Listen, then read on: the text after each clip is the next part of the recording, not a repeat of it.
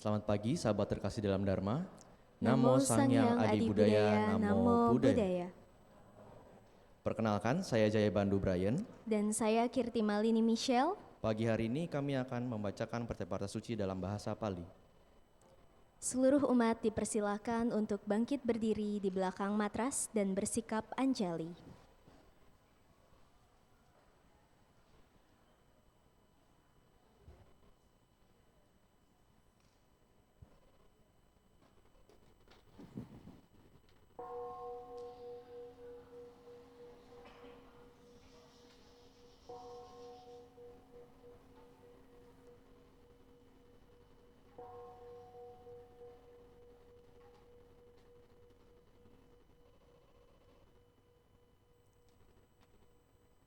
Gata Pendupaan.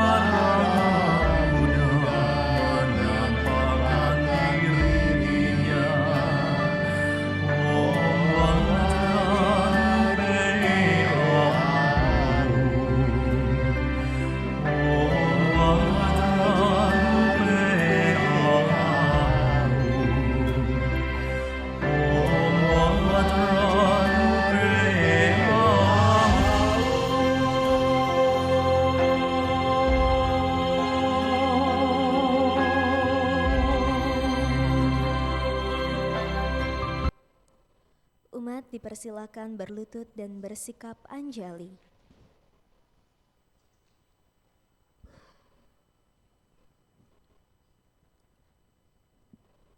Nama Karagata halaman 9. Syair penghormatan.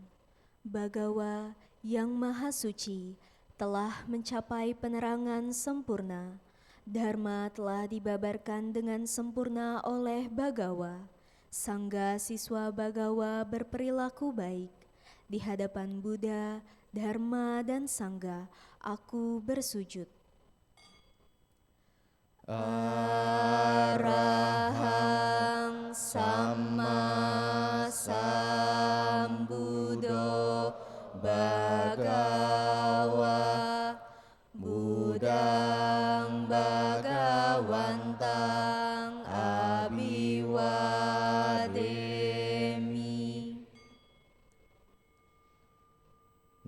budaya. Swakato Bhagavata Dhammo Dhammang Namasami. Namo Dhammaya. Supatipano Bhagavato Sawaka Sanggo Sanggang Namami. Namo Sanghaya. Umat duduk bersila bersikap anjali.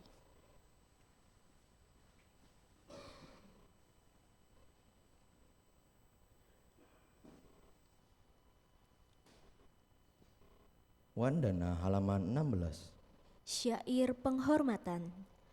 Terpujilah Sang Hyang Adi Buddha yang Maha Esa, Bhagawa yang Maha Suci, yang telah mencapai penerangan sempurna, dan semua bodhisatwa mahasatwa. Namo Sang Hyang Adi Buddhaya. Namo Sang Hyang Adi Buddhaya. Namo Sang Hyang Adi Buddhaya. Namo Tassa Bhagavato Arahato Samma Sambuddhassa. Namo Tassa Bhagavato Arahato Samma Sambuddhassa. Namo Tassa Bhagavato Arahato Samma Sambuddhassa. Namo Sarve Bodhisattvaya Mahasattvaya. Namo Sarve Bodhisattvaya Mahasattvaya. Namo Sarve Bodhisattvaya Mahasattvaya.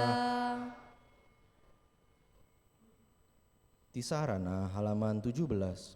3 perlindungan. Marilah kita menyatakan diri berlindung kepada Buddha, Dharma, dan Sangha. Untuk kedua kalinya dan untuk ketiga kalinya berlindung kepada Buddha, Dharma, dan Sangha. Buddhang saranang gacchami, Dhammang saranang gacchami, Sanghang saranang gacchami. Dutiyampi Buddhang saranang gacchami, Dutiyampi Dhammang saranang gacchami, Dutiyampi Sanghang saranang gacchami, Tatiyampi Buddhang saranang gacchami, Tatiampi dhammang saranang gacchami. Tatiampi sanggang saranang gacchami.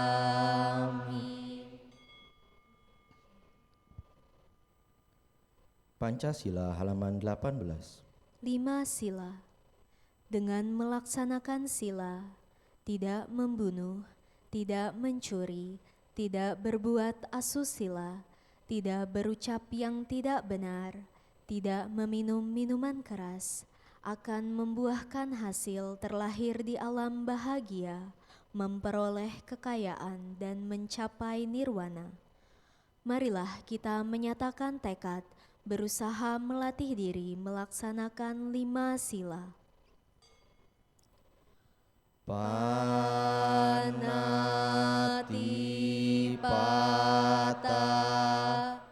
Weramani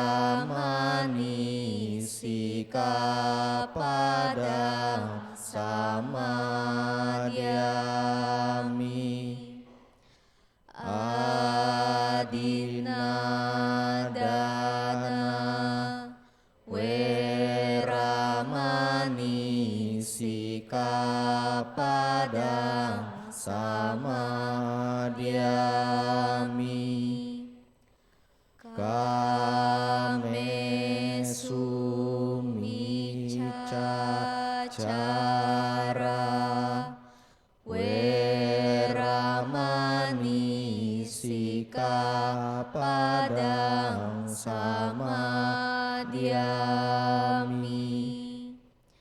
Musawada Weramani Sikapadang Samadhyami. Surameraya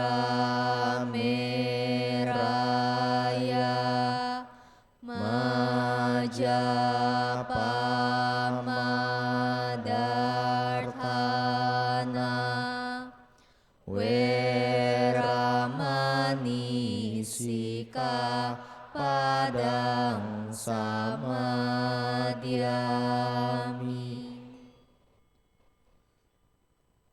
Samadhi. Saudara-saudari dalam Dharma, marilah kita sejenak melaksanakan meditasi yang pada hari ini akan dibimbing oleh komunitas Chan. Kepada Bapak Subianto kami persilakan.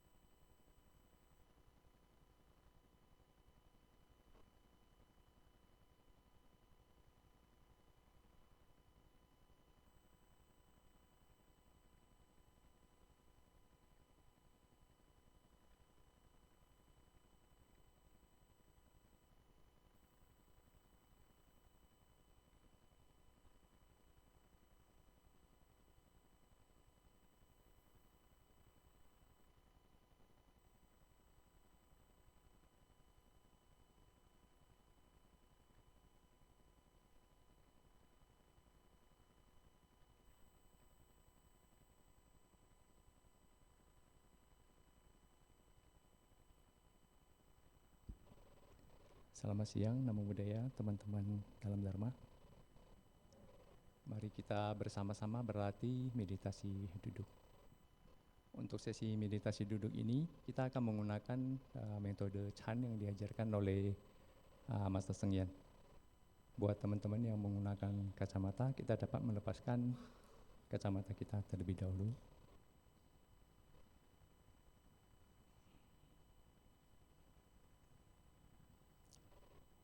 Duduklah dengan postur duduk yang nyaman, rileks namun stabil. Buat teman-teman yang duduk di matras atau di lantai, kita pastikan atau kita usahakan kedua lutut kita dapat menyentuh lantai atau matras. Lalu buat teman-teman yang duduk di kursi, usahakan punggung tidak menempel ke belakang kursi, lalu pastikan kedua telapak kaki Anda dapat menapak di lantai secara sempurna. Jadi postur duduk Anda tegak namun rileks. Kedua telapak tangan saling bertindihan, di mana telapak tangan yang aktif ada di sebelah bawah. Kedua ibu jari bersentuhan lembut, membentuk sebuah lingkaran kecil. Kita letakkan di atas pangkuan kaki kita dengan rileks. Punggung bawah rileks. Bagian perut rileks.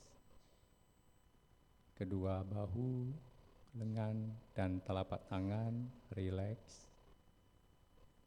Pandangan mata kita lurus ke depan, dagu sedikit ditekuk ke dalam, sehingga otot-otot belakang berada dalam posisi yang alami. Kedua bibir bersentuhan secara lembut. Kita hadirkan seulas senyuman kecil di wajah, sehingga otot-otot wajah kita menjadi rileks. Lidah diletakkan menghadap ke atas, di mana ujung lidah dapat ditempelkan pada langit-langit di dalam rongga mulut, tepatnya di belakang gigi atas. Lalu perlahan bawa turun pandangan mata ke arah 1 meter atau 45 derajat di hadapan kita. Kemudian izinkan kelopak mata turun secara alami ke bawah, menutupi kedua bola mata kita dengan rileks.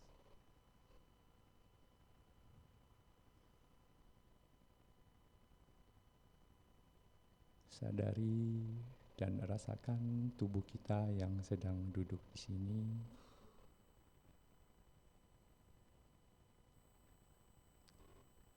Kita akan mulai dengan melakukan body scanning atau pemindaian tubuh bagian per bagian. Dengan lembut, bawa perhatian kita ke bagian ubun-ubun kepala, bagian atas kepala kita. Sadari dan rasakan ubun-ubun kepala. Rasakan bagian kening. Rasakan kedua bola mata dan otot-otot sekitar mata. Rasakan kedua telinga. Rasakan bagian leher.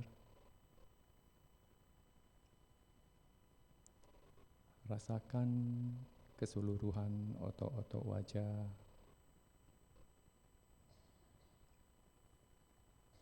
Rasakan bagian bahu atau pundak Anda. Bagaimana sensasi di area bahu? Apakah terasa rileks? Atau ada ketegangan di situ? Apabila Anda merasa ada ketegangan di area pundak, Anda dapat sekedar melepaskan ketegangan tersebut. Sekedar lepaskan energi berlebih yang Anda gunakan di area bahu Anda. Biarkan bahu Anda jatuh, sehingga dengan sendirinya dia menjadi rileks. Rasakan bagian dada, bagian perut. Rasakan kedua tangan, mulai dari lengan atas, lengan bawah, telapak tangan dan jari jemari tangan. Rasakan bagian punggung, mulai dari punggung atas, punggung tengah, dan punggung sebelah bawah. Rasakan bagian pinggang. Rasakan bagian bokong yang sedang bersentuhan dengan alas duduk atau matras ataupun kursi.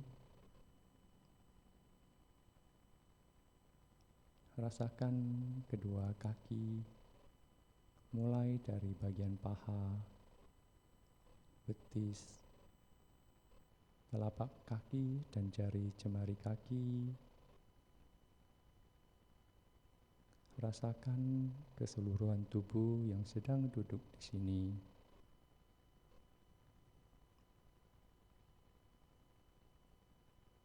Ulangi pemindaian tubuh bagian per bagian beberapa kali, mulai dari bagian atas, bagian ubun-ubun kepala, secara perlahan turun hingga ke bagian telapak kaki dan jari jemari kaki Anda.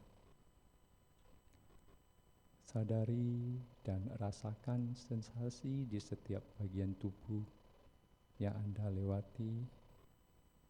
Tahu dengan jelas rasanya dan sensasi di setiap bagian-bagian tubuh Anda. Ketika ada bagian tubuh yang terasa kaku, tegang, ataupun tidak rileks, Anda dapat sekedar mengizinkan bagian tubuh tersebut untuk rileks.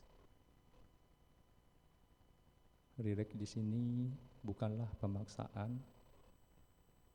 Kita sekedar melepaskan tenaga berlebih yang kita gunakan di area-area tersebut.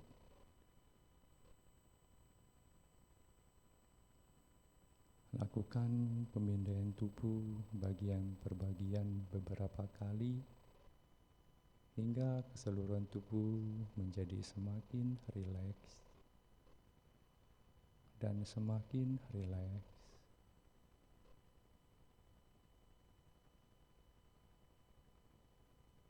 Ketika melakukan pemindaian tubuh,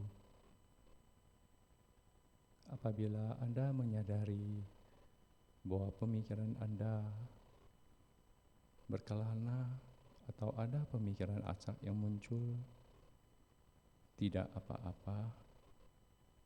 Anda cukup rileks dan kembali lakukan pemindaian tubuh mulai dari bagian atas kepala. Demikian seterusnya hingga tubuh Anda menjadi semakin rileks dan semakin rileks.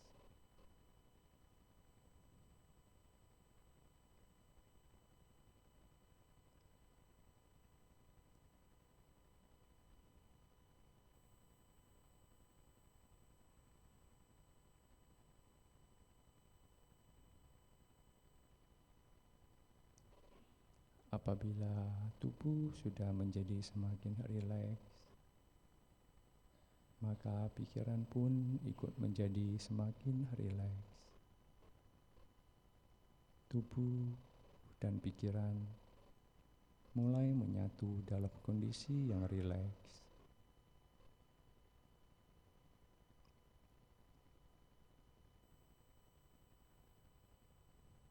Dalam kondisi tubuh dan pikiran yang rileks, maka secara alami Anda akan dapat mulai merasakan sensasi nafas di beberapa bagian tubuh, baik itu bagian perut yang menggembang dan mengempis, maupun bagian dada yang naik dan turun seiring nafas masuk dan nafas keluar. Anda dapat membawa perhatian Anda pada bagian di area di sekitar lubang hidung. Rasakan sentuhan nafas atau sensasi di area sekitar lubang hidung Anda. Nafas masuk, tahu dengan jelas nafas sedang masuk. Nafas keluar, tahu dengan jelas nafas sedang keluar. Sekedar mengamati dan menyadari nafas masuk dan keluar yang terjadi secara alami melalui sentuhan nafas di area sekitar lubang hidung.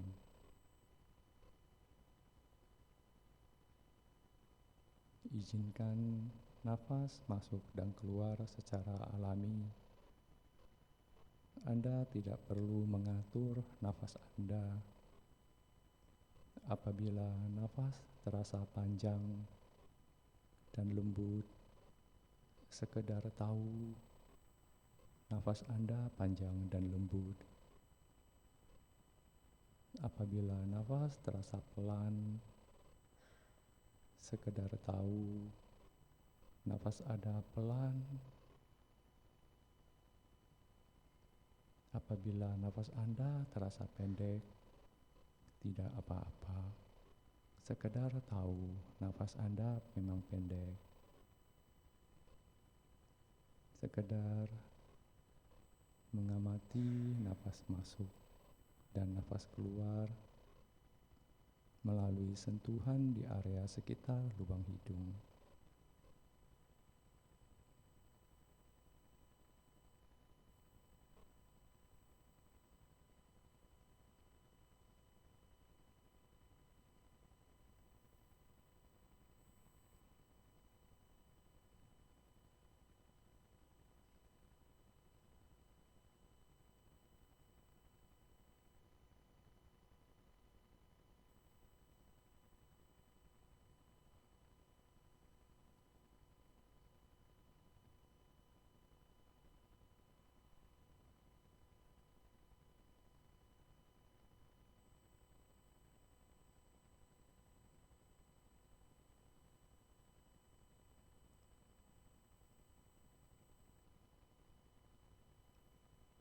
Setelah mengamati nafas masuk dan nafas keluar untuk beberapa saat, apabila Anda dapat mengamati dan menyadari nafas masuk dan keluar secara baik,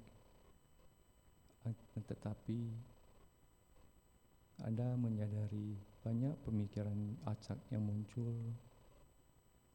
Anda dapat menggunakan metode menghitung nafas. Nafas masuk, tahu dengan jelas nafas sedang masuk.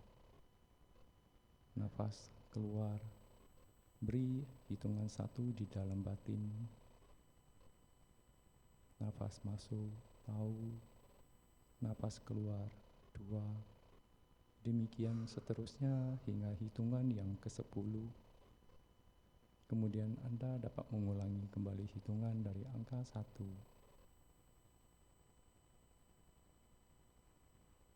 Ketika melakukan penghitungan nafas, apabila ada pemikiran acak yang muncul, atau Anda lupa akan hitungan, atau bahkan tahu-tahu hitungan Anda sudah sampai ke 15, tidak apa-apa. Anda cukup menghitung kembali dari angka 1.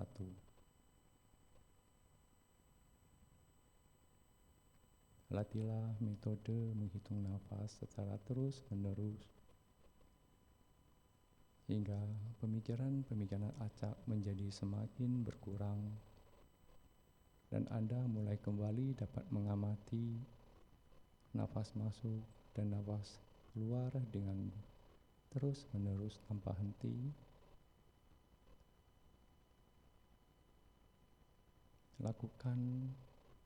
Latihlah metode secara terus-menerus, baik itu metode pemindaian tubuh bagian per bagian, metode mengamati nafas masuk dan nafas keluar, maupun metode menghitung nafas sesuai dengan kondisi tubuh dan pikiran Anda saat ini, hingga bunyi yincing kita undang, pertanda sesi meditasi duduk akan berakhir.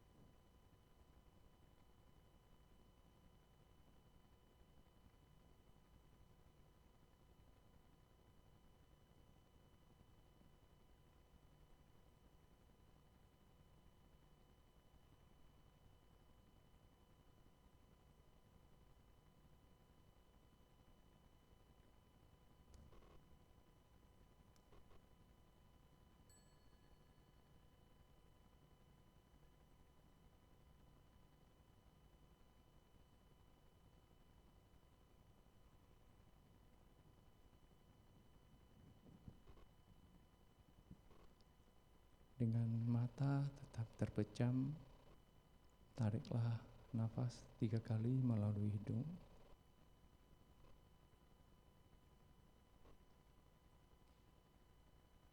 Kemudian gerakan tubuh Anda sedikit ke depan, ke belakang, ke kiri dan ke kanan.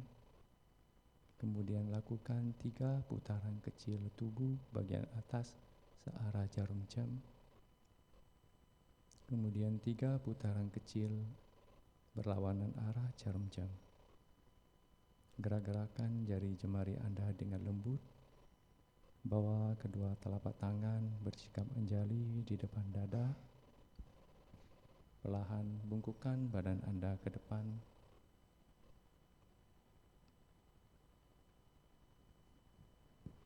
Meditasi duduk selesai, Anda boleh melakukan pemijatan pada bagian-bagian tubuh yang terasa kaku.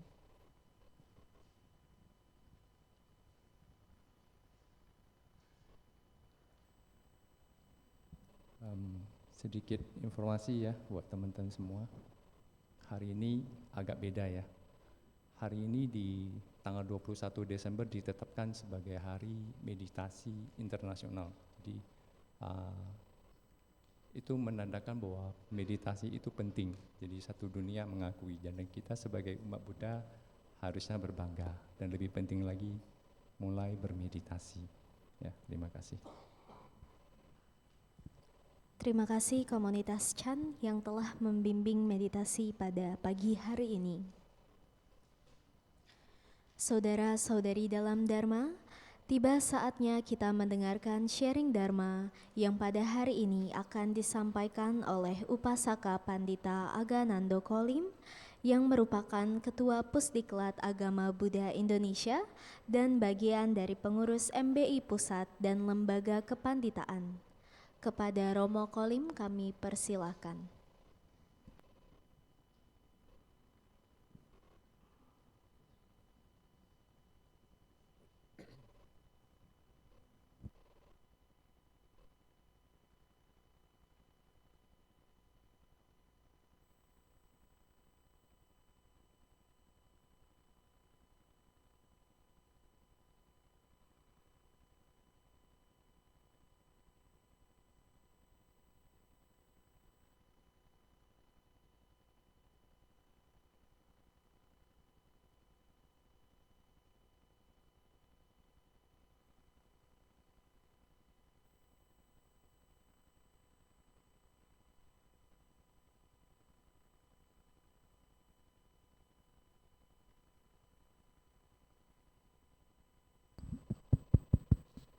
Ya, selamat siang. Namo Sangya Adi Budaya, Namo Buddhaya.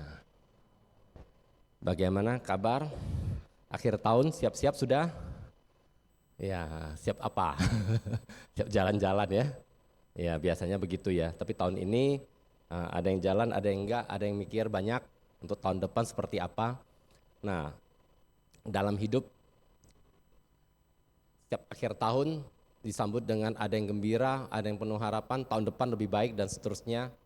Ya, tapi apapun yang terjadi dalam hidup kita, ya, selalu penting bagi kita untuk memiliki sebuah sikap yang positif, ya, sebuah sikap yang positif atau sebuah sikap yang baik. Ini sebentar, slide-nya sudah. Ya, jadi penting bagi kita untuk selalu optimis. Don't worry, be happy. Udah bahagia belum? Siapa di sini yang banyak worry-nya? Banyak stresnya? Angkat tangan. Nah, kan nggak ada kan? Berarti ceramah hari ini sudah selesai. Nggak ada yang stres lagi, terus kita mau ngomongin apa? Ada yang stres, angkat tangan. Cuma satu. Jadi private ini. Yang sisanya nggak ada yang ngaku. Iya. Jadi ya ini si kucingnya lagi meditasi ini ya, dia happy banget. Don't worry, be happy. Ya, jadi konsep don't worry, be happy ini sebuah konsep yang simple, sederhana, Bapak Ibu teman-teman. Ya, bagaimana dalam hidup kita bisa bahagia? Ya, tujuan hidup buat apa sih? Pertanyaan utama kita. Hidup buat apa? Wow, Kayak ditanya waktu PR, waktu SD, guru tiba-tiba nanya, stres gitu. Hidup ini buat apa, Ci? Buat apa? Berbuat baik. Udah, gitu aja. Hidup ini buat apa? Tanya yang muda deh, ya. Hidup ini buat apa? Bingung ya? Pertanyaannya simple ya. Hidup ini buat apa? Tapi jawabannya kok susah banget. Sampai mikir gitu. Mau cari contekan kemana? Hidup ini buat apa? Banyak orang nggak tahu loh hidup ini buat apa. Kalau kita tidak tahu hidup ini buat apa hidup? Kan gitu. Terus selama ini kita ngapain aja gitu loh Bapak Ibu teman-teman. Kita jalani waktu mungkin seperti ini. Iya. Tahu yang namanya hamster? Ya. Nah hamster ini sama seperti kita bukan?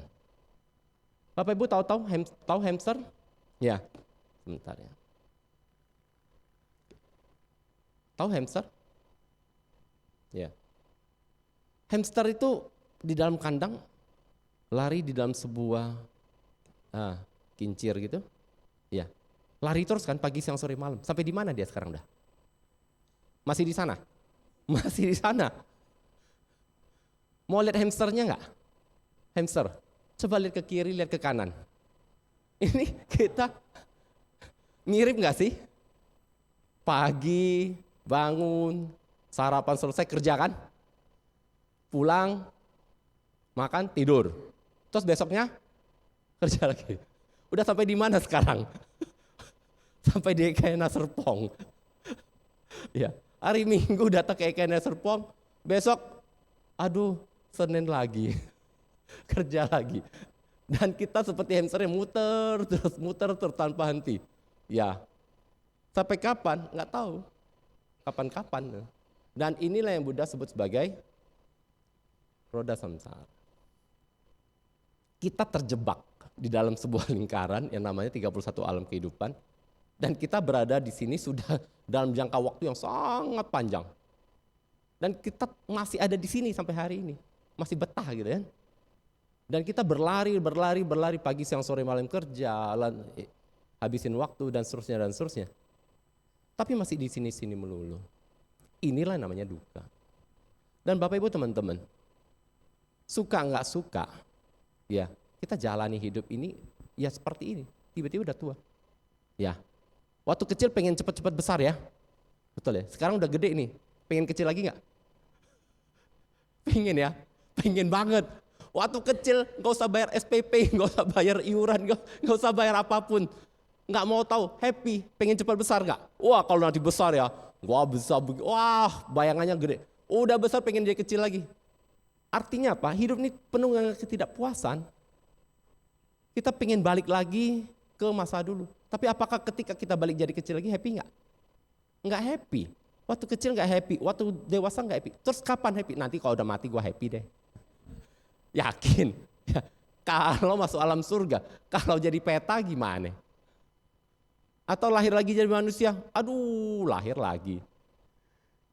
Dan ini berulang tanpa henti. Ya. Jadi kita terjebak ke dalam ketidakpuasan, ke dalam ketidaknyamanan, ke dalam kesedihan, derita. Ya. Sehingga kita worry melulu. Kapan happy-nya? Kita merasa nanti kalau kita sudah dapatkan sesuatu kita lebih happy. Nanti kalau udah jadi kaya happy. Apakah benar ketika Anda sudah kaya pasti happy? Belum tentu.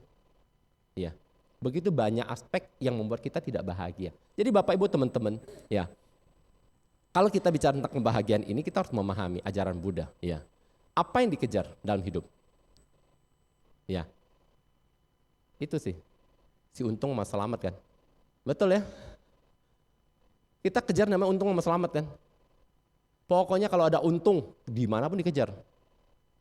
Di mana ada bisnis yang bagus, kita kejar ke sono. Ya. Jadi kalau kita bicara tentang untung sama selamat dikejar, itu duniawi. Mengejar untung sama selamat.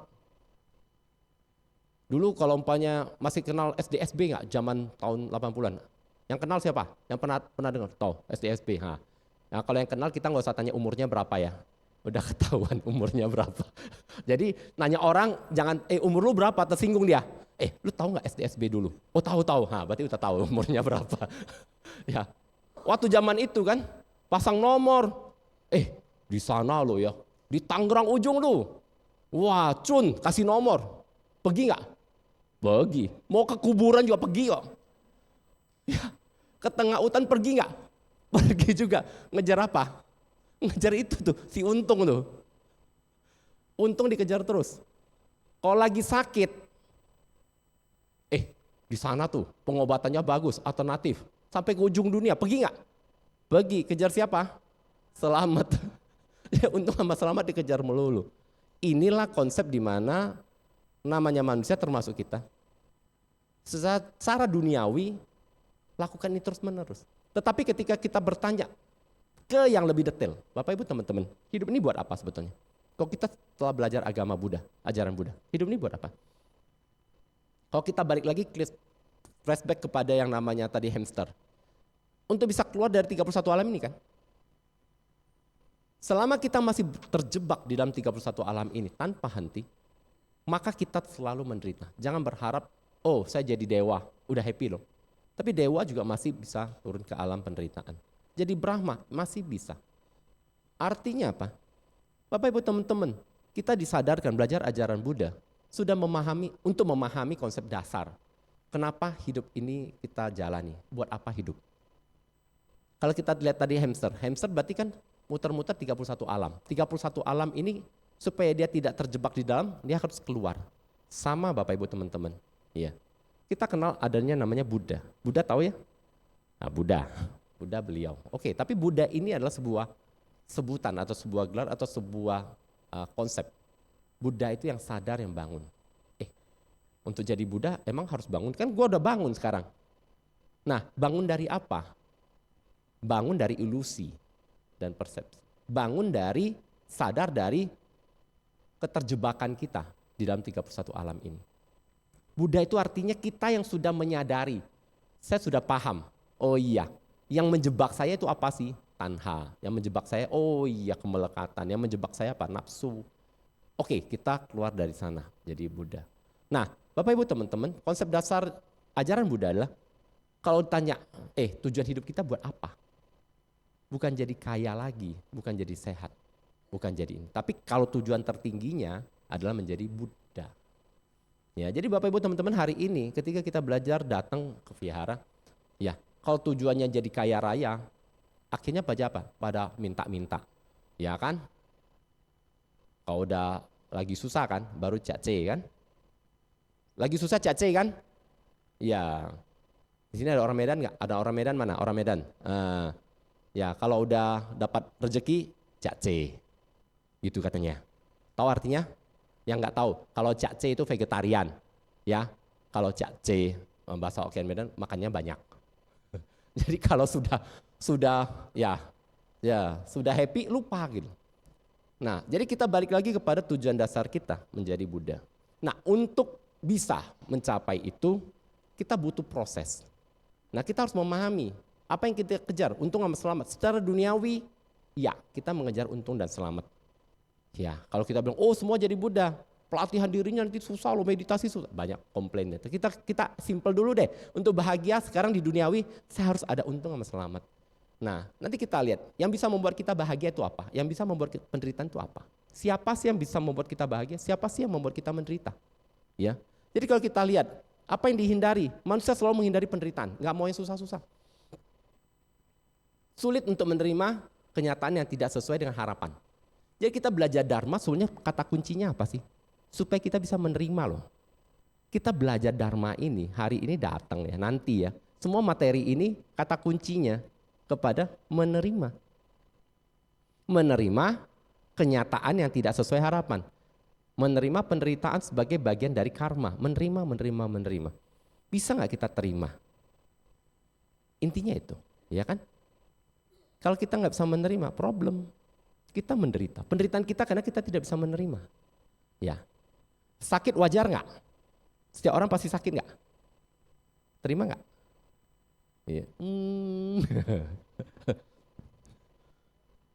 Iya. Iya kan gitu. Ketawa sendiri. Ya, lagi nggak sakit, terima gampang. Udah sakit, aduh, komplainnya banyak. Ya, kita sulit menerima. Kenapa kita sulit menerima? Karena kita selalu menghindari penderitaan. Dalam setiap aspek kita hindari penderitaan. Penderitaan membuat kita marah, betul. Penderitaan membuat kita jengkel, penderitaan membuat kita frustasi, emosi, ya. Penderitaan selalu membuat kita menderita, ya. Nah, hari ini siapa yang suka marah? Saya selalu paling senang ketemu dengan orang marah-marah. Ada siapa yang pernah marah? Pernah marah? Pernah marah.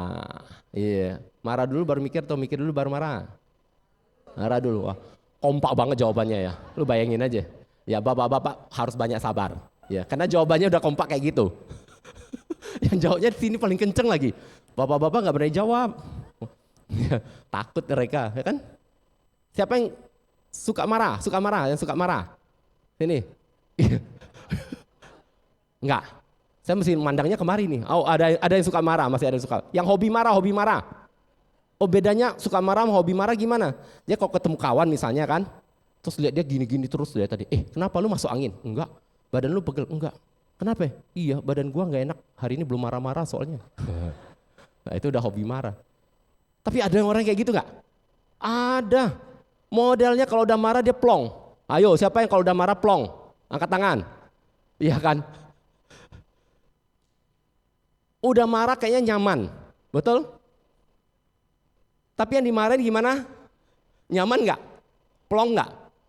Ya. Siapa yang tidak suka dimarahi? Tidak suka diomeli? Tidak suka dicela? Tidak suka diomeli siapa? Siapa yang suka ngomel? Enggak berani angkat tangan.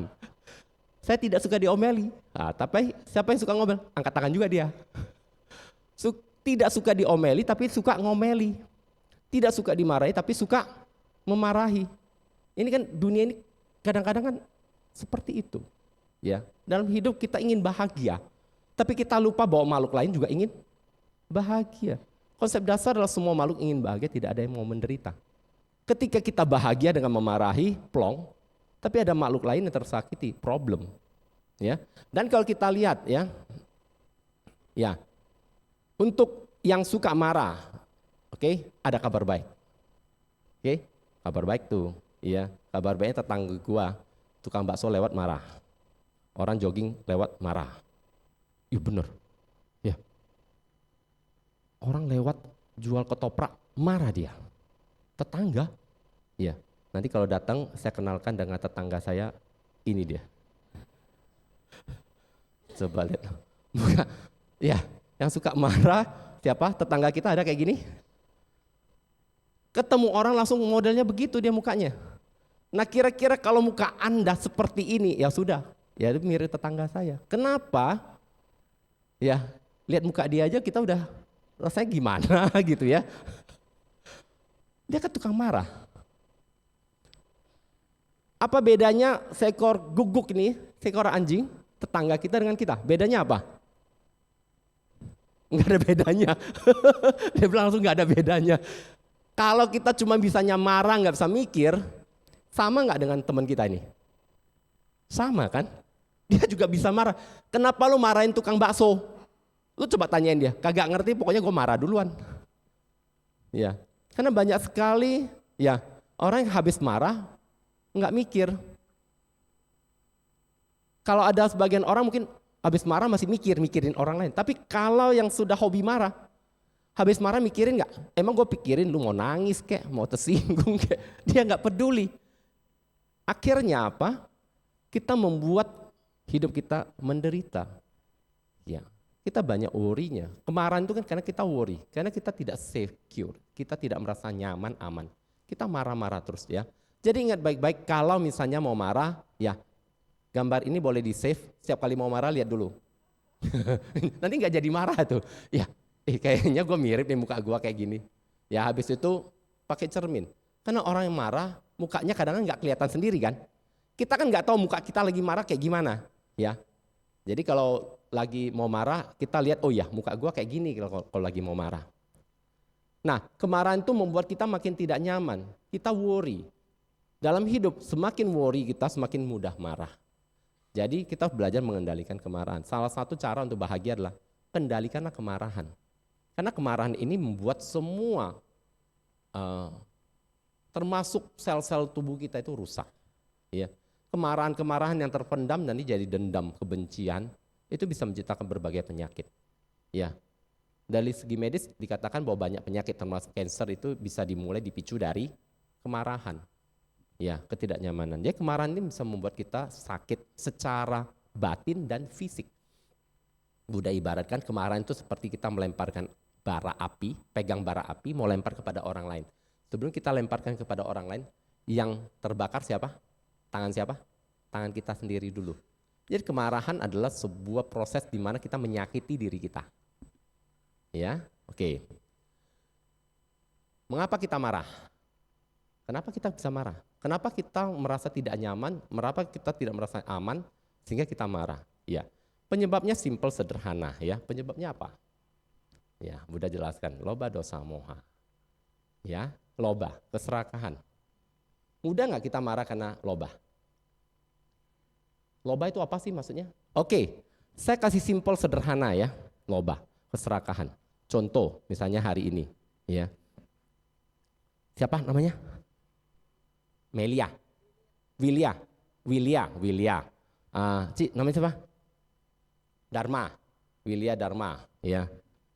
Cik Willia, hari ini lagi butuh uang, ya. Terus tiba-tiba ada teman datang, dikasih cepet ceng, seneng, cepet ceng kurang dia, mukanya kurang seneng. Anggap ini 100 juta, coba pegang dulu. Seneng atau seneng banget? Seneng, ya, 100 juta seneng banget. Belum dapat 100 juta, bayangin aja udah seneng lihat. Mukanya dibilang 100 juta dapat 100 juta, mukanya udah berseri-seri. Apalagi kalau dapat beneran. Iya. Oke, dapat 100 juta, seneng? Bu Willia seneng, ya. Tiba-tiba Dharma dapat lebih banyak nih, 10 kali lipat. Gimana? Seneng? Lihat dari mukanya nggak bisa jawab. Di sebelahnya dapatnya 200 juta, seneng? Tadi sebelumnya dapat 100 juta, senangnya berapa persen? 100%. Begitu lihat orang lain dapat 200 juta, senangnya tinggal berapa persen? Ada diskon? Diskon berapa? 50%. Bapak Ibu teman-teman, uangnya berkurang nggak? Enggak. Tapi bahagianya berkurang nggak? Kok bisa? Hilang kemana 50%-nya? Ini rumus sederhana dalam hidup. Ya, yang membuat kita tidak bahagia itu apa? Ya, kita iri melihat orang lain dapat. Tetangga beli mobil baru, yang senang siapa? Yang uring-uringan siapa? Ya, tetangga kita beli mobil baru, dia tiap hari lap, cening. Kita mobilnya udah pagi mau hidupin juga udah setengah mati, ya kan? Nggak apa-apa lah, sabar ya, karma masing-masing kan nggak beda ya, no problem. Istrinya tiap hari, papa, lihat tetangga tuh, papa, lihat tetangga tuh. Stres nggak? Stroke. Tetangga yang beli mobil yang stroke di sini. Yang happy yang mana, yang stres yang mana? Kenapa kok bisa stres dalam hidup? Kenapa kita tidak bahagia gitu loh? Belum kita sudah dapatkan pun nggak bahagia, apalagi nggak dapetin. Problem nggak? Problem. Keserakahan itu muncul dari semua aspek. Dan ketika kita tidak bahagia, muncul keserakahan, maka di sana kita sudah worry. Semuanya membuat kita menjadi menderita. Ya, simple sederhana. Jadi dalam hidup, apa yang bisa membuat kita betul-betul bahagia?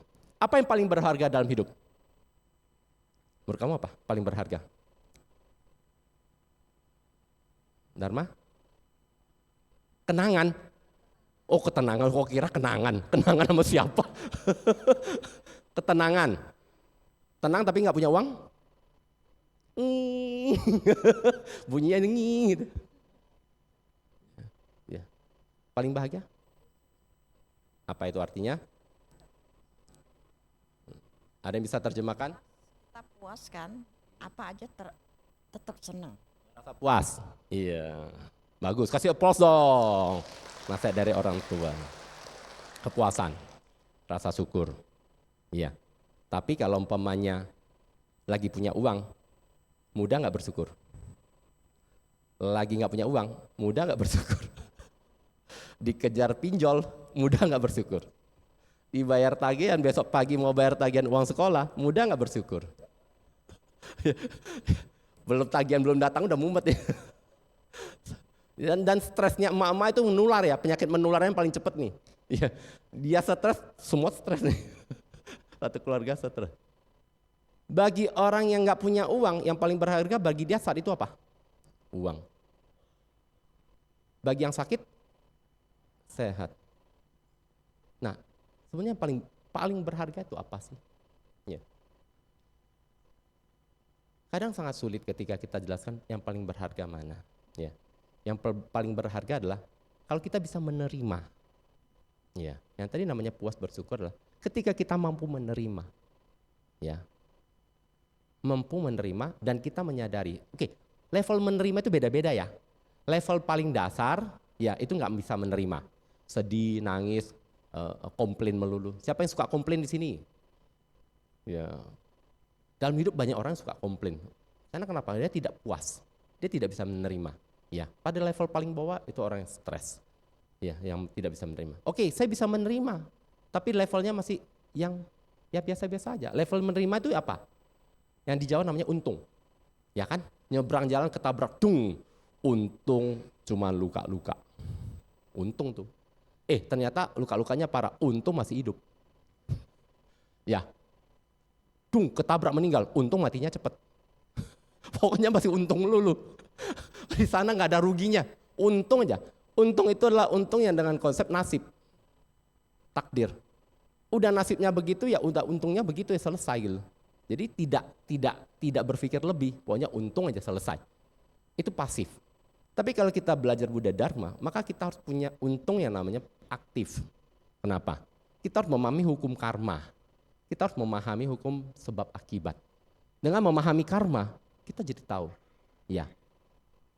Contoh misalnya, siapa di sini yang pernah pinjemin uang atau bantuin orang, uangnya nggak dikembaliin, atau pernah ditipu orang?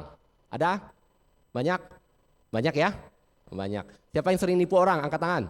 Nggak ada. Percayalah, nggak ada angkat tangan. Pokoknya kalau ditipu, angkat tangan. Menipu, nggak. Ya.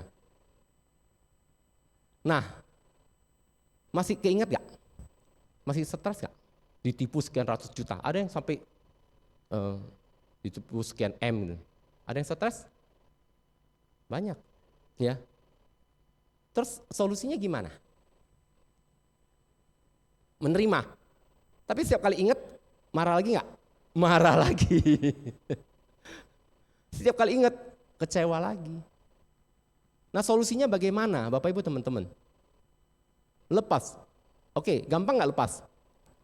Iya, kalau lagi tiba-tiba oke lah udahlah ditipu 30 juta. Tapi kalau lagi tiba-tiba lagi butuh, aduh lagi susah, aduh dulu ya. 30 tahun yang lalu ya. Ribet lagi kan? Kita nggak keinget, fine. Tapi kalau keinget kembali, marah lagi. Nah, Bapak Ibu teman-teman, bagaimana caranya konsep menerima dalam ajaran Buddha? Simple. Kalau bagi saya pribadi, saya praktekkan. Cuma 2 jawabannya, simple. Jawaban pertama, kalau saya ditipu, saya sudah berusaha untuk nagih, berusaha untuk cari kembali uangnya. Ternyata sudah nggak bisa nih. Ya, kadang-kadang kita nagih, galakan dia. Atau ketika nagih, lihat mukanya, aduh, malah kasihan, ambil uang lagi, bantuin dia lagi. Lihat mukanya, hidupnya kayaknya menderita banget. Nagih jadinya malah tambah utangan kan. Ya sudah, artinya apa? Yang pertama adalah kita bayar utang karma kita di masa lampau. Makanya kalau hukum karma dalam ajaran Buddha selalu ada satu paket dengan karma dan tumimbal lahir. Jadi nggak bisa bicara karma saja kalau kita nggak mempercayai bahwa kehidupan tuh banyak. Jadi karma dan tumimbal lahir nih. Oke? Jadi kita bayar karma. Kalau kita punya utang terus bayar utang, seneng nggak? Bisa bayar utang seneng nggak? Jadi kalau ditipu bayar utang seneng nggak? Nggak bisa jawab. Ini susahnya. Tadi katanya kalau bayar utang seneng. Senang? Nggak berani jawab lagi sekarang. Tapi konsep saya simple. Yang pertama lah bayar utang. Oke, kalau bayar utang kan happy kan? Ya sudah. Tapi kalau saya nggak punya utang gimana caranya? Investasi. Di dunia ini siapa sih yang mau jadi, oke, waktu kecil cita-citanya pengen jadi apa? Kan ditanya guru, cita-cita jadi apa? Jadi guru, jadi polisi, jadi presiden, jadi apa semua kan? Ada nggak di antara kita yang jawabnya mau jadi gelandangan? Ada? Mau jadi pembantu ada? Tapi kenapa banyak gelandangan, banyak pembantu, banyak pengemis, banyak itu? Pembantu jadi karyawan, jadi segala macam, kerja keras setengah mati, bosnya yang untung gede. Kenapa? Kok bisa seperti itu? Dalam perspektif hukum karma. Ya, semua orang ingin bahagia, ingin punya kaya raya, punya banyak uang. Akan tetapi kenapa mereka tidak? Mereka harus membayar utang mereka. Kerja setengah mati, bosnya yang kaya raya, akhir tahun jalan-jalan, mereka kerja terus. Terus kerja seperti hamster tadi. Bayar apa? Bayar utang. Kenapa mereka punya utang begitu banyak? Karena mereka pernah, bosnya ya pernah berinvestasi. Dulu mungkin mereka pernah punya utang, punya apapun yang harus dibayar dalam kehidupan mendatang. Jadi apa yang hilang sih dalam hidup? Nothing. Paham ya? Kalau saya berpikir seperti itu ya sudah selesai, no problem. Ya. Kalau umpamanya saya bayar utang, saya selalu berdoa semoga dia bisa menggunakan uang ini dengan baik, ya semoga dia bisa dapatkan berkah dari uang yang diambil. Fine, selesai, saya berdana. Oke? Yang kedua kan berdana kan? Saya dana, jadi apa? Investasi kan? Apa yang kita dapat di dunia ini kita akan tinggalkan, tapi apa yang kita berikan itu yang kita bisa bawa sebagai karma baik. Jadi yang pertama saya bayar utang, yang kedua saya berdana. Terus susahnya di mana? Ruginya di mana? Kalau bisa sudah punya konsep seperti ini ya udah, don't worry, be happy. Bisa nggak kita praktekkan? Bisa? Mudah? Susah jawabnya. Tanya mudah, gua kira mukanya mudah gitu. Ternyata jawabnya masih tetap susah. Mudah? Mudahan. Ini jadinya konsepnya berharap ya. Oke. Loba, serakah ya. Ini kita sampai jam berapa ya? Oke ya, nanti kasih tahu ya. Kadang-kadang agak remnya agak ini ya. Nah, ini materinya cukup banyak ya hari ini. Akhir tahun kita belajar bagaimana supaya tahun depan happy. Ya. Untuk serakah udah tahu belum gimana caranya, handlingnya? Ya, sudah tahu ya. Bahwa ya titik puasnya seseorang itu harus ada. Kita harus bisa bedakan antara ingin dan butuh. Sehari butuh makan berapa kali? 2 kali, 3 kali. Ingin makan berapa kali? Ayo, kalau makan nggak bisa gendut, mau berapa kali? Ya, pertanyaannya, kalau makan nggak bisa kolesterol, asam urat, diabetes nggak bisa terjadi, nggak bisa gendut, pengen berapa kali? 5 kali. Ingin itu nggak pernah ada habisnya, betul kan? Akhir tahun midnight sale, ya. Biasanya pasangan pasti digandeng sama suaminya erat-erat, takut lepas. Kalau lepas bahaya ya, kayak balonku dipegang erat-erat gitu ya. Jadi mesra banget.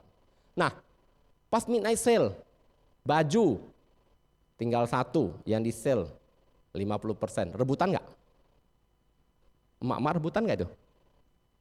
Model itu tinggal 1, iya, midnight sale. Semua pada berebutan. Beli nggak? Rebutan beli nggak?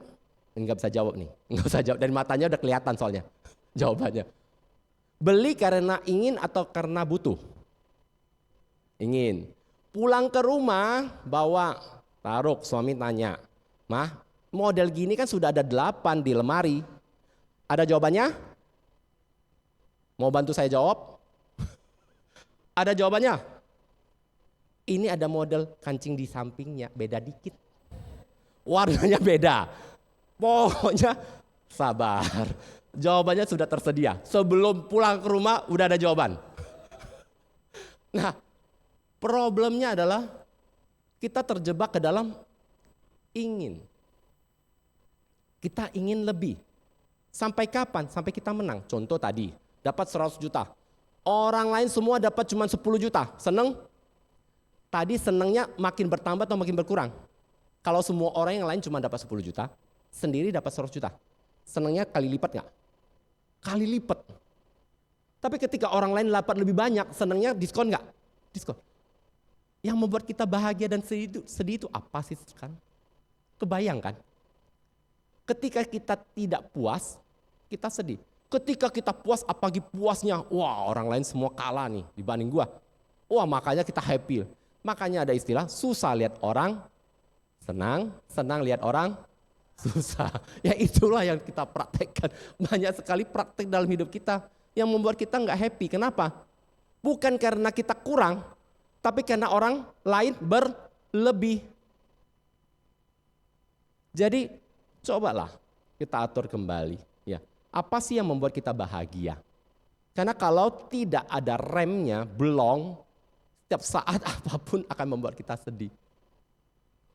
Ya, kita seringkali kesedihan muncul, ya, lobah muncul karena kita memikirkan apa yang tidak kita miliki. Kita tidak puas karena kita belum memiliki ini itu. Tapi seringkali kita lupa dengan apa yang sudah kita miliki. Kita tidak menghargai apa yang sudah kita miliki. Rumput tetangga lebih hijau, wah semua lebih ini. Kita melihat orang lain lebih baik dan seterusnya. Kemarin saya dengarkan satu podcast menarik dari satu satu artis terkenal. Ya. Ada fenomena namanya, fenomena apa ya namanya? Intinya banyak orang ya, 90% orang pengen seperti dia. Tapi dia sendiri 90% dalam dirinya menolak menjadi dirinya. Kenapa? Karena mereka stres, dituntut, mereka harus tampil perfect, mereka harus tampilnya bagus, nggak boleh salah, nggak boleh ini, nggak boleh itu. Dan mereka di dalam dirinya stres luar biasa. Banyak sekali artis-artis yang stres. Ya. Kenapa? Karena dituntut. Ya. Ingin tampil lebih baik, lebih ini. Pada akhirnya banyak yang terjebak ke dalam obat-obatan dan seterusnya. Kenapa? Karena mereka dituntut untuk lebih dan lebih. Lobah keserakan mereka tidak pernah berhenti. Kenapa? Karena mereka harus lebih, ya kan? Kalau orang lain dapat 200 juta, gua harus 300 juta. Orang lain 300 juta, gua harus 1 miliar. Tarik terus sampai batas tertentu capek. Jadi kita Bapak Ibu teman-teman belajarlah ya. Hargai apa yang sudah kita miliki. Kalau kita tidak mampu, kita coba lihat, saya butuh atau tidak. Sebelum beli, ingat baik-baik menjelang akhir tahun ada satu rumus pesan dari bapak-bapak saya sampaikan. Sebelum ini bapak-bapak terima kasih ke gue nih. Ya, kita sampaikan, belilah yang butuh, ya. Kira-kira begitu ya. Tapi ya, udahlah. Masih lama ya. Dengar sekarang lupa besok gitu. Kalau udah sana kan belinya bukan beli butuh, beli kalap. Apapun jadi mau gitu ya. Oke. Nah, yang berikutnya ya. Ya. Kita kalau enggak ya, kita selalu terjebak ke dalam kedua. Penderitaan kita yang namanya benci, marah. Ya, kemarahan, kebencian kita muncul karena kita tidak puas.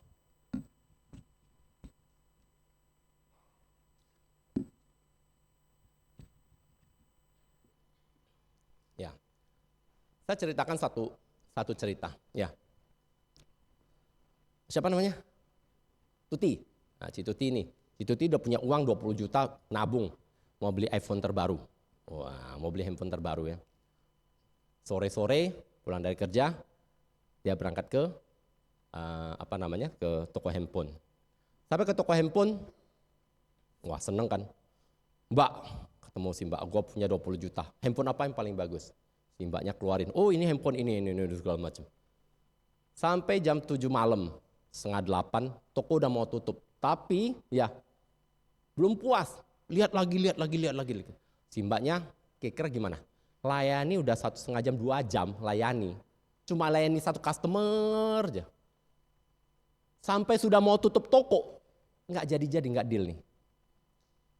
Kalau jadi mbaknya ngomel nggak? Ngomel. Ya, Bu gimana sih? Dari tadi udah 2 jam, lihat melulu. Si Tuti diomelin sama penjaga toko. Kira-kira gimana? Happy nggak? Nggak happy. Karena waktu SD diajarin tuh sama guru, pembeli adalah raja. Masa raja diomelin? Nggak mau diomelin. Jadi beli nggak? Di sini ditanya, di sini yang jawab. Luar biasanya emak-emak kayak gitu modelnya. Ada jurusnya apa? Jurus kepo. Nah, jadi nggak jadi beli ya. Tadi masuk ke toko, bawa uang berapa? 20 juta. Bawa happy nggak ke dalam? Happy. Sekarang keluar dari toko, 20 juta bawa kan, masih kan? Happy-nya masih ada? Hilang di mana? Berarti hilang di toko. Berarti balik ke toko lagi, Mbak, balikin happy gua. Happy-nya hilang nggak? Judul kita don't worry be happy, tapi happy kita dengan mudah hilang ya. Masuk ke toko dengan happy. Tapi karena diomelin jadi nggak happy.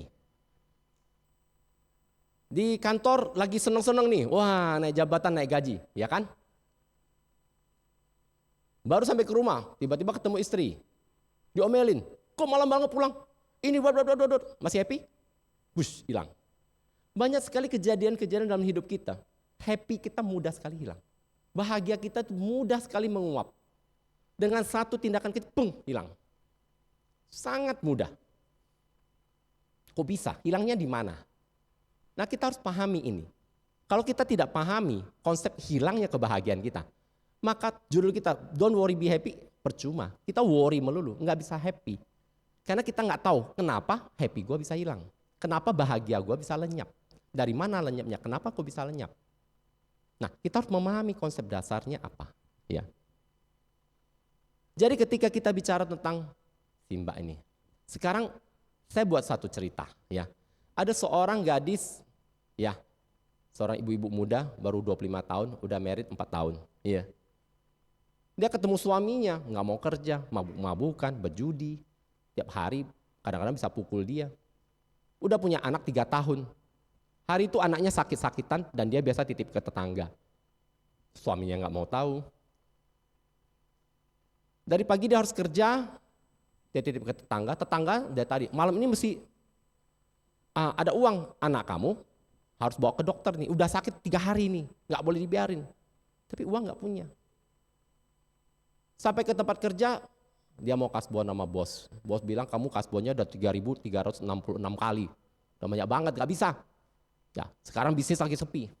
Tapi kalau hari ini ada penjualan, kamu boleh, gua kasih kasbon. Hari itu sepi banget, hujan gede, sepi banget. Ya. Handphonenya bunyi melulu, WhatsApp melulu, tetangganya minta cepet balik, anak kamu nanti malam mesti ini. Kalau dia balik nggak ada uang mau gimana? Dia mau minjem udah nggak ada yang bisa dipinjem. Sampai jam 5 sore, waduh nggak ada harapan. Tiba-tiba ada satu orang masuk, Tuti masuk ke toko dia. Si Mbak ini yang si penjaga toko tadi. Berharap apa? Hari ini ada deal supaya bisa punya uang kasbon buat anaknya. Sampai sore ternyata ada satu masuk. Wah, lumayan, ada harapan. Ya, mau beli handphone paling baru lagi 20 juta kan seneng. Ini bakal dapat banyak nih. Dilayani selama 2 jam sampai tokonya mau tutup. Ternyata belum beli-beli. Sedangkan dari tadi handphonenya bunyi terus. Gimana? Bosnya bilang udah mau tutup nih, gimana?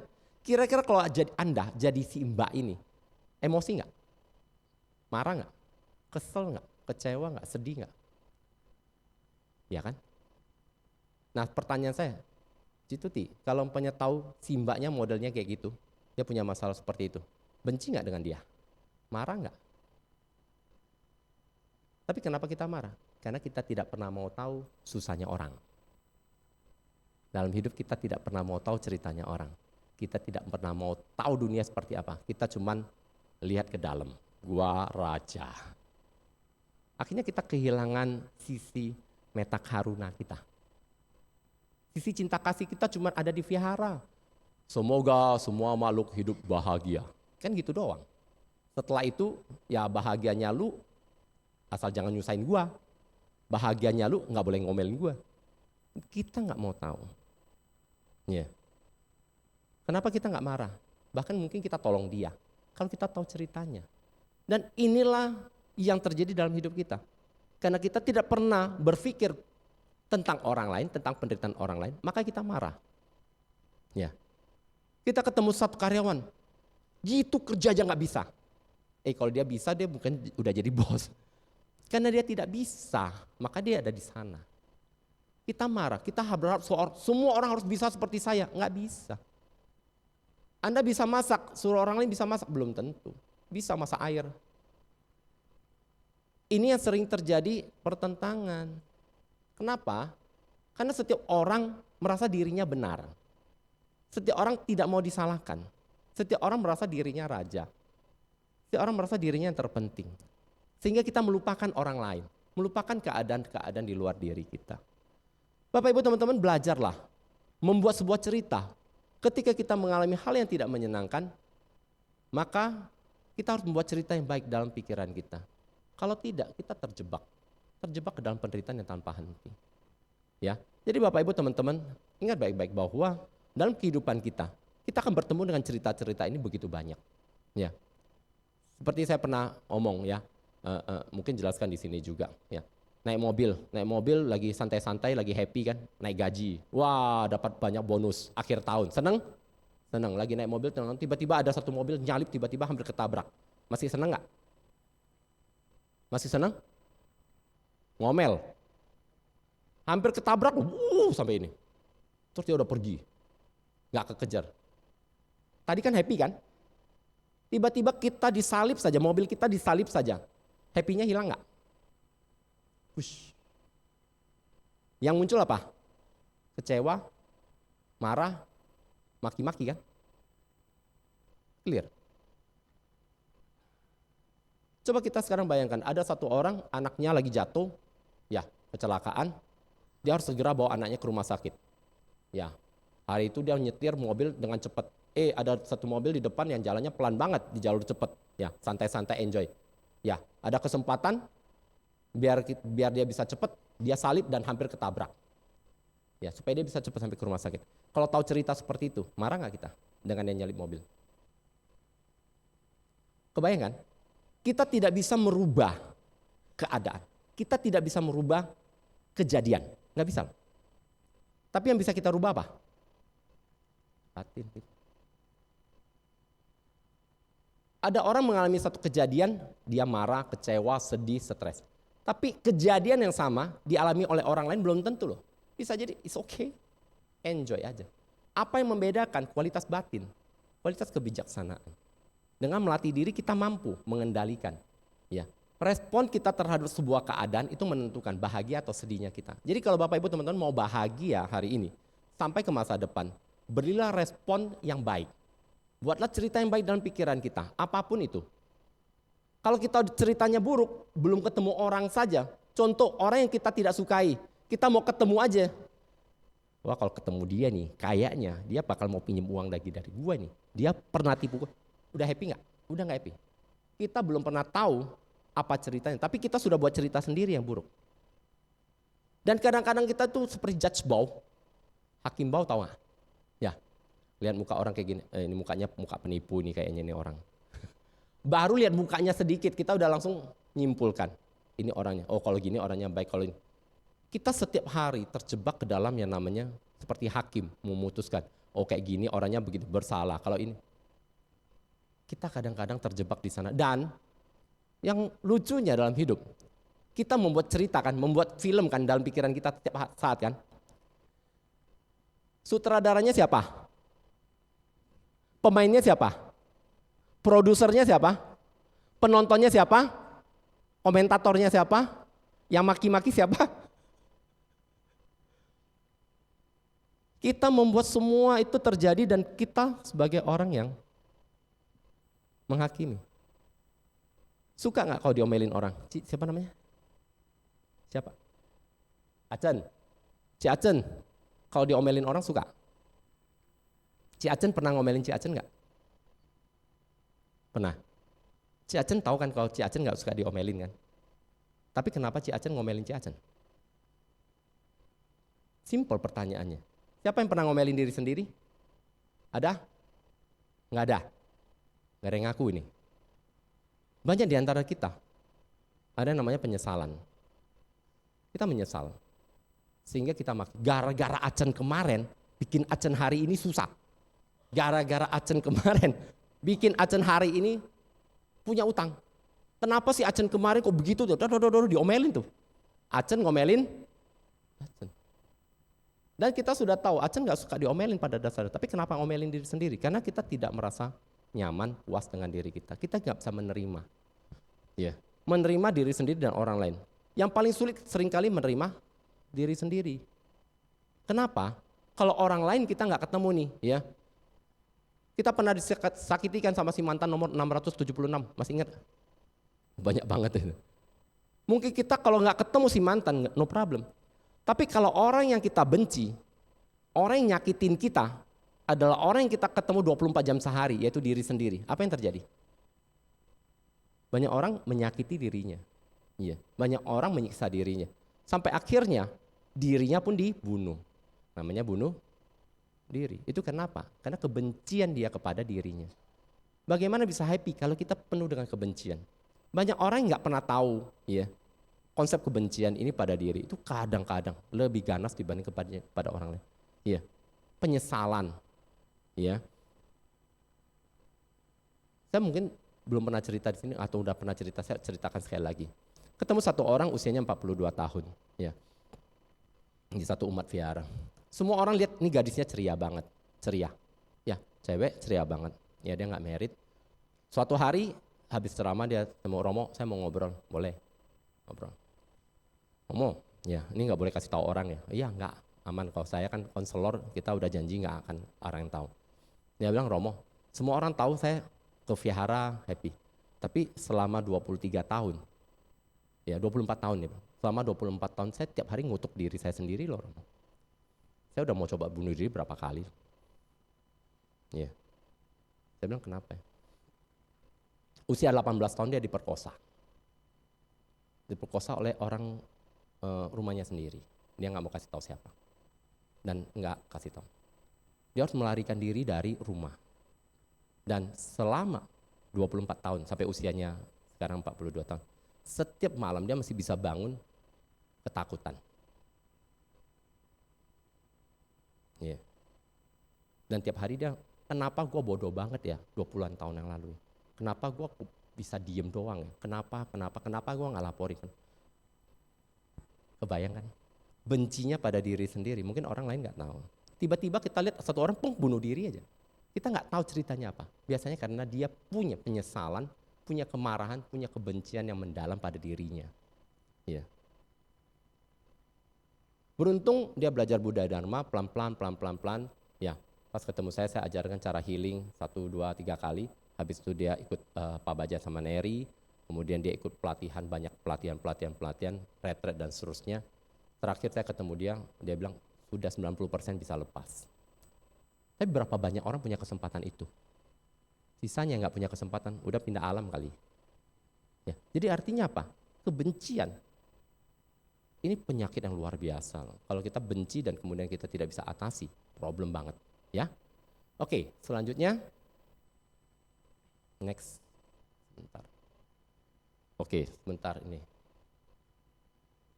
Yang berikutnya kebodohan batin.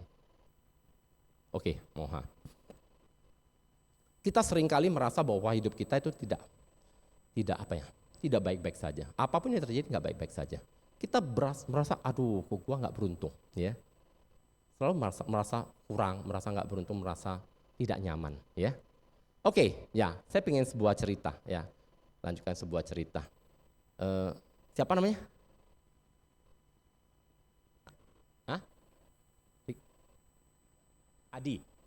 Rikadi. Oh, Rikadi ya. Pak Rikadi ini, ya.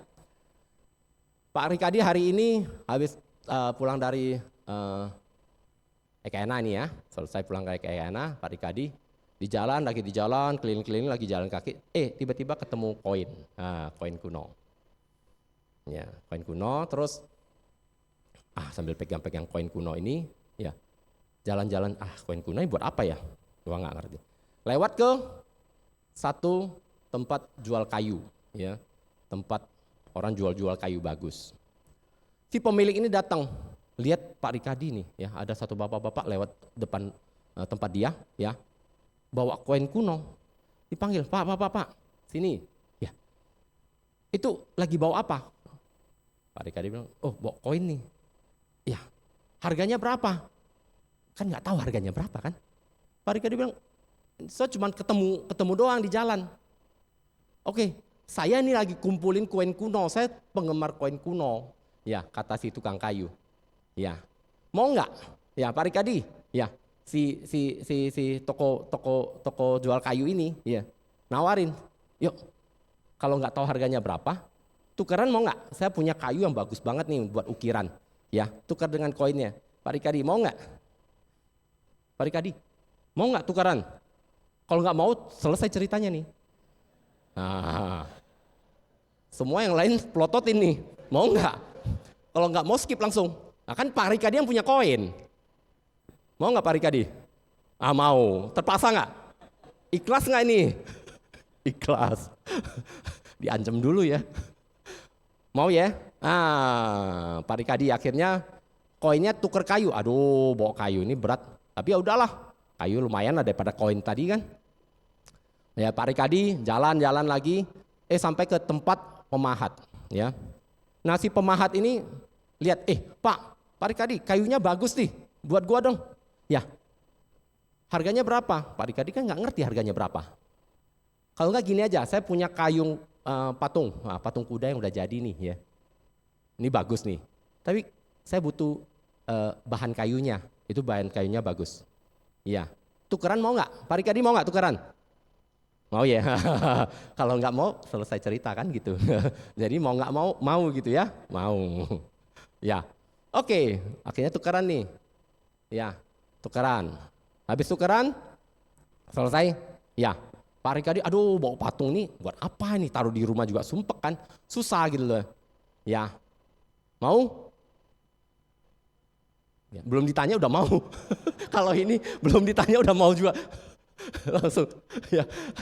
Ya, akhirnya jalan ketemu ke showroom. Begitu lihat bawa patung bagus. Si showroom bilang, saya lagi cari patung kuda yang bagus nih, cocok nih sama hoki gua nih. Ya, tukeran. Ya, mau dibeli nggak tahu harganya berapa. Oke, tukeran, kebetulan ada motor satu ini. Ya, tukeran deh. Ya, biar cepet.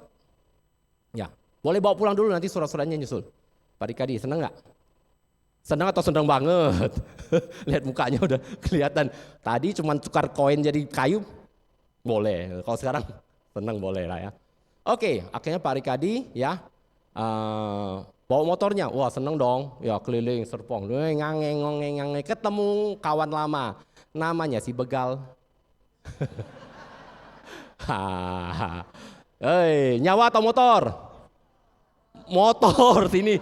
Kalau tanya mama motor. Karena nyawanya nyawa bapak. Waduh parah ini ya. Oke. Mau motor. Akhirnya motornya hilang. Pulang ke rumah, ketemu istri, ya. Terus istri nanya, mukanya kok cemberut gitu kita tadi. Kenapa sih? Ya, hilang. Apa yang hilang? Motor ya hilang ya. Sebenarnya dalam hidup kita hilangnya apa? Pasti jawabnya motor yang hilang kan? Tapi motornya dari mana sih munculnya? Dari koin. Koin emang muncul dari mana? Dari nothing, nggak ada. Emang kita pas lahir bayi bawa koin di tangan? Kan enggak kan? Artinya apa? Dalam hidup kita harus memahami bahwa apa sih yang hilang dalam hidup kita? Nggak ada yang hilang. Kita di sini pakai boleh, hak pakai doang. Setelah itu kita tinggalin kan. Motor kita emang kita bawa kemana? Emang dia seperti di Tiongkok ikut dikubur pasti ke bawah? Kan enggak. Artinya kita belajar lah ya, bahwa dalam hidup ya apapun yang kita dapatkan pada dasarnya pasti suatu hari kita tinggalkan. Kita gunakan semaksimal mungkin. Ya, jangan melekat sampai kita menderita ya. Ini karena waktunya tadi dikasih tahu tinggal sekian menit ya, ini mesti agak cepetan ya. Ini penutup satu kisah ya, satu cerita ya, satu cerita untuk menutup cerita kita hari ini. Ya, ada satu nenek ya. Tiap hari sedih ya, tiap hari stres. Kenapa? Karena nenek ini setiap malam dia bermimpi. Apa mimpinya? Dia dalam mimpinya dia melihat satu rumah yang dikurung, ada jendela-jendelanya, tapi banyak jerujinya. Pintunya juga ya, pintu jeruji seperti penjara. Nah, rumah ini lagi kebakar, atapnya lagi kebakar. Di dalamnya orang pada minta tolong ke dia untuk bukain pintu. Tapi ketika dia lihat ke dalam, ternyata di sana itu adalah mantan suaminya yang pernah pukulin dia, pernah nyiksa dia. Dia juga ada yang nama orang tuanya dulu pernah nyakitin dia. Dia punya teman-teman yang sering ngejek dia, bully dia waktu kecil. Semua orang yang pernah menyakiti dia, yang dia benci ada di dalam ruangan itu. Dan semua pada minta tolong. Mau nggak dia tolong? Mana mau. Itulah karma kalian. Itulah yang harus kalian terima karena sudah menyakiti saya. Tapi setiap kali dia selesai seperti itu, dia bangun ketakutan. Dan berhari-hari, berminggu-minggu, berbulan-bulan. Dia stres, setiap hari kenapa harus bangun seperti itu. Dengan kondisi mimpi buruk. Ya, akhirnya suatu hari dia datang ketemu dengan seorang guru yang bijak. Dan guru bilang, oke Bu, simple sederhana ya. Saya punya kunci, oke, ini kunci. Kunci ini nenek bawa pulang ya. Nanti malam kalau mimpi lagi, ya di sana ada gembok nih, ya ada pintunya. Kamu pakai kunci ini buka pintunya. Selesai. Oke? Segampang itu? Iya, segampang itu. Akhirnya si nenek ini bawa pulang kuncinya. Pas mau tidur dia pegang kuncinya, ketiduran. Begitu tidur datang mimpi lagi. Kali ini apinya lebih besar. Ya. Di dalam teriak-teriak, tolong bukain. Tapi sekali lagi ketika dia lihat ke dalam, ternyata orang-orang dari masa kecil yang pernah nyakitin dia kumpul lagi. Wah, ternyata lebih banyak orang yang saya benci ada di dalam semua. Dan mereka tidak pernah sekalipun nyayangin gua. Mereka semua nyakitin gua. Gua nggak mau lepasin mereka. Mereka harus dihukum karena mereka menyakiti saya. Akhirnya dia bangun lagi, dia nggak mau buka. Ya, dia bilang saya nggak bisa maafin mereka. Susah. Mereka semua orang-orang yang saya benci dan mereka sudah nyakitin saya. Akhirnya dia datang ke guru dan dia mau balikin kunci. Guru, saya nggak bisa gunakan kunci ini. Mereka sudah terlalu banyak nyakitin saya. Saya terlalu benci dendam dengan mereka. Cuma gurunya akhirnya ambil kunci terus balikin ke Bu, ibu pegang aja. Nek, kamu pegang aja. Malam ini adalah malam terakhir nenek bisa gunakan kunci ini. Kalau malam ini kamu tidak gunakan kunci ini, selamanya kamu tidak akan pernah bisa gunakan kunci ini lagi dan selamanya kamu akan tetap mimpi buruk. Akhirnya dia bawa pulang, ya, bawa pulang kuncinya, malam itu dia tidur, ya, dan malam itu dia mimpi lagi. Tapi karena hal ini, ya, bangunannya sudah hampir kebakar semua, ya, sudah tidak bisa bertahan lagi. Akhirnya dia ingat, cuma kunci ini bisa buka, ya udah, dia terpaksa buka lah, ya. Akhirnya dia ambil kuncinya, dia buka pintunya, dan pelan-pelan keluar. Suaminya yang dulu pernah nyakitin dia, ya, suaminya terima kasih. Satu keluar. Sampai terakhir ada satu nenek-nenek yang bau, yang bisulan, yang sakit-sakitan, ya, tergopok-gopok keluar. Dia bilang, nenek ini siapa? Saya belum pernah ketemu sama nenek ini. Dia pernah nyakitin gua apa ya? Tapi begitu nenek itu lihat muka dia terkejut luar biasa. Karena nenek itu adalah dirinya sendiri. Paham maksudnya? Ketika kita membuka pintu hati, kunci pintu hati kita, ya, kita pada dasarnya sudah punya kunci, namanya kunci pintu hati, ya. Kita punya kunci pintu hati. Semua Bapak Ibu teman-teman yang hari-hari ini, ya, sudah punya kuncinya.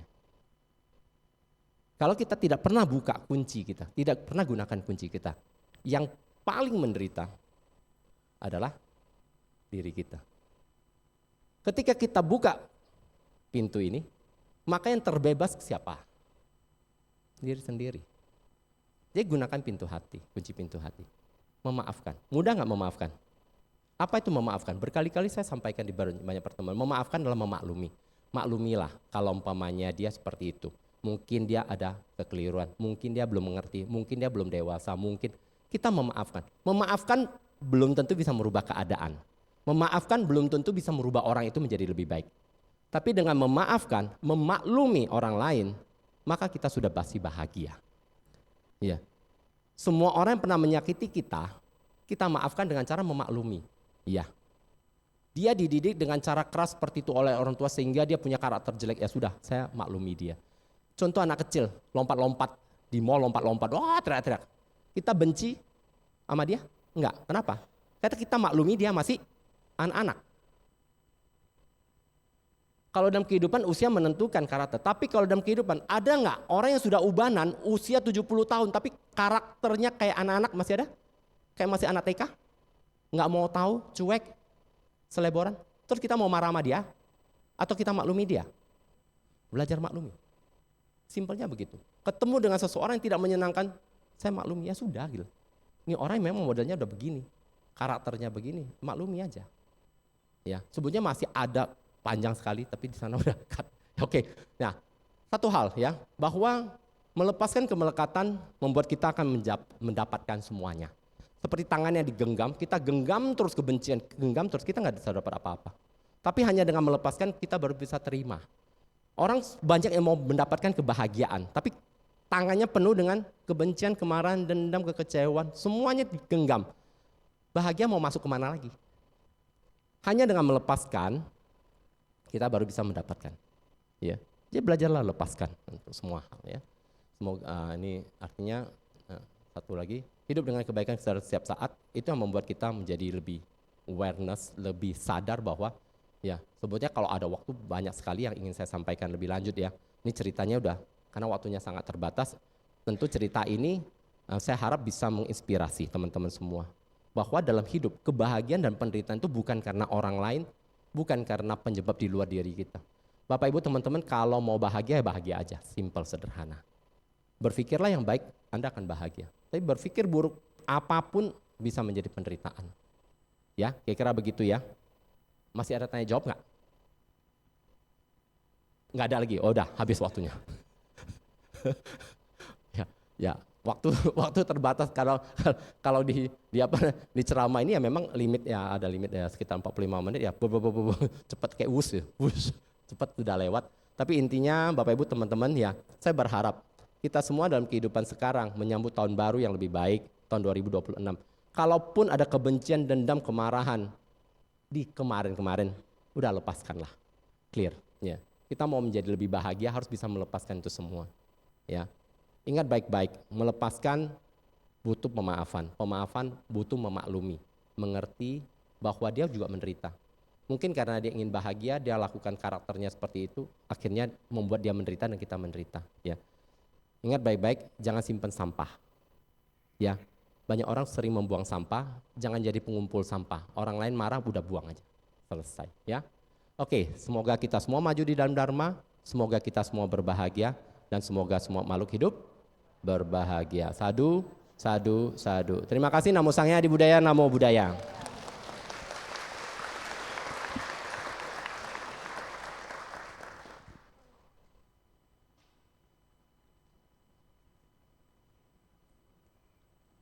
Terima kasih Romo atas sharing dhamma yang telah diberikan.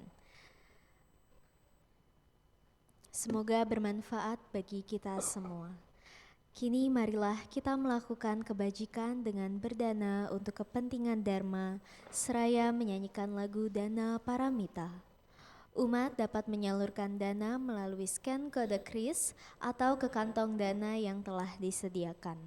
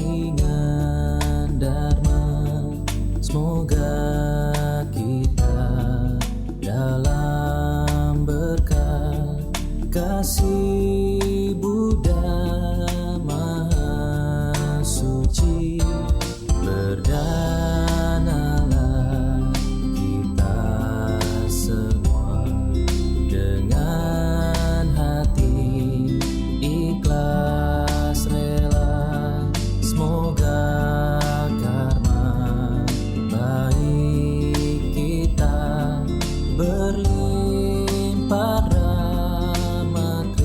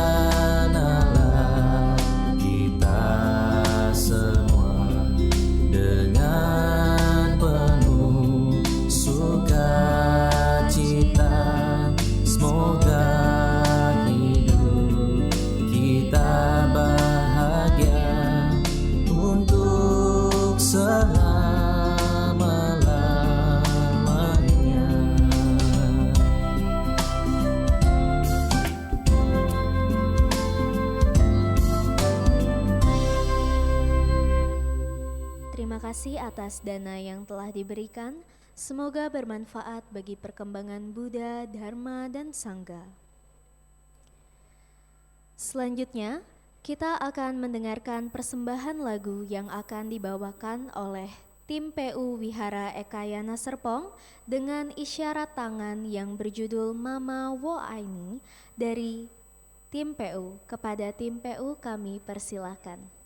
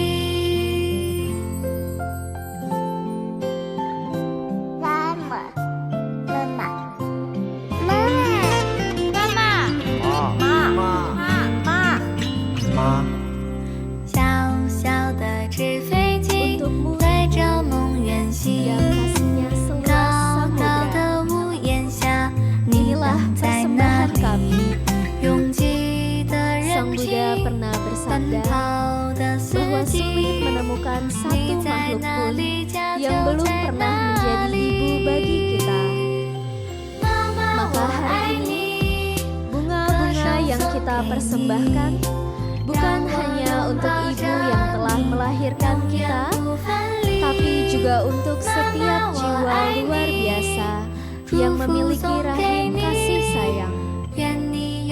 Kepada seluruh ibu yang hadir di ruang Dharma ini, terimalah bunga ini sebagai simbol penghormatan kami atas kesabaran, pengorbanan, dan cinta kasih tak terbatas yang telah Anda tebarkan di dunia ini.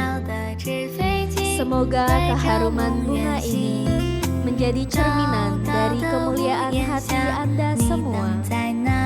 Semoga persembahan sederhana ini hati Anda dipenuhi dengan sukacita damai.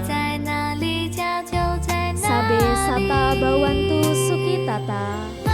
Semoga semua ibu berbahagia, bebas dari penderitaan, dan senantiasa selalu dalam perlindungan Sang Tiratana.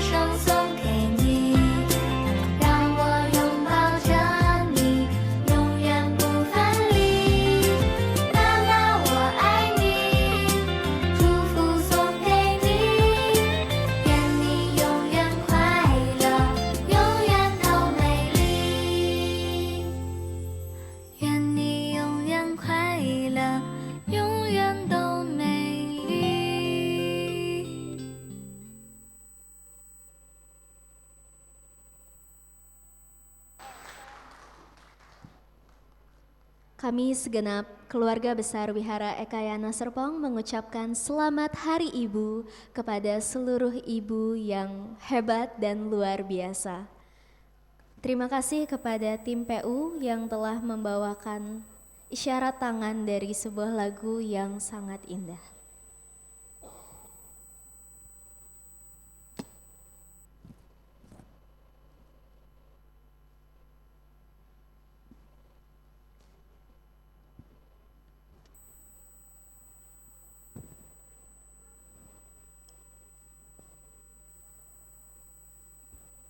Selanjutnya, kami akan menyampaikan beberapa pengumuman. Yang pertama, Wihara Ekayana Serpong akan mengadakan Atangga Sila bersama Yang Mulia Bikuni Badra Satyani pada tanggal 16 sampai 18 Januari 2026 bertempat di Pondok Sudi Bawana, Bandung. Informasi dan pendaftaran dapat melalui front desk di lantai dasar dan batas waktu pendaftaran adalah sampai tanggal 11 Januari 2026.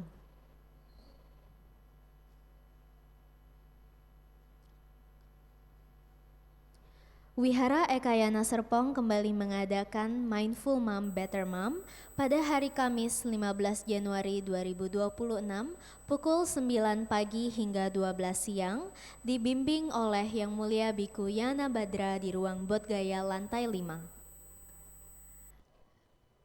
Untuk pendaftaran dapat melalui scan QR yang tertera pada layar atau melalui front desk di lantai dasar.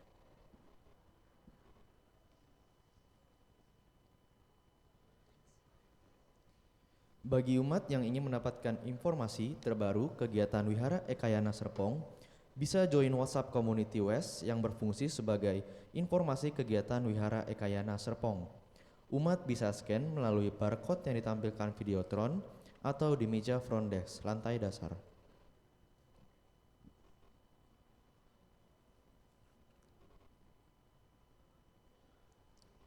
Kemudian kami juga ingin menyampaikan bahwa telah tersedia kalender Ekayana 2026. Untuk itu disarankan setiap keluarga dapat mengambil satu kalender. Kami juga mengharapkan para umat untuk dapat mengisi data umat untuk keperluan pengiriman kartu ucapan ulang tahun. Data dapat diisi pada meja front desk di lantai dasar.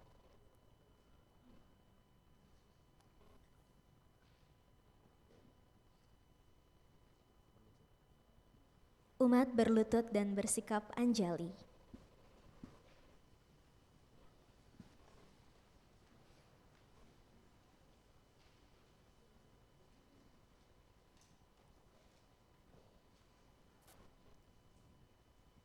Nama Karagata halaman 50.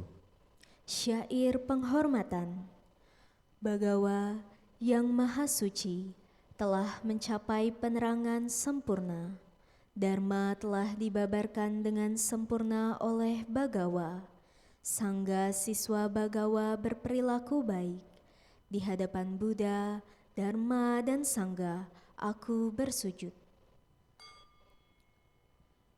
Arahang Sama Sambuddho Bhagawa Budang Bhagawantang Abiwademi.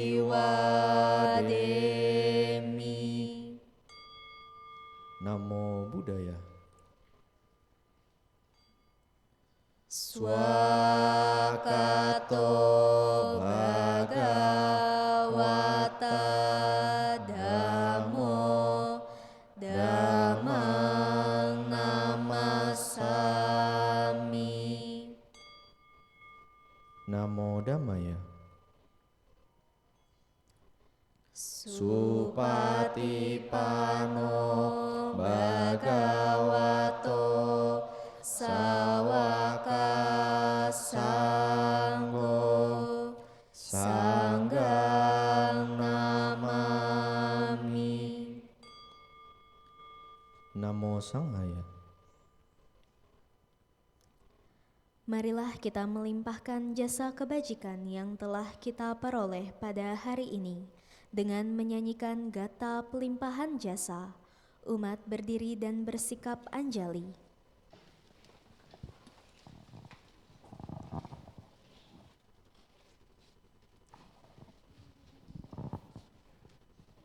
Gata pelimpahan jasa.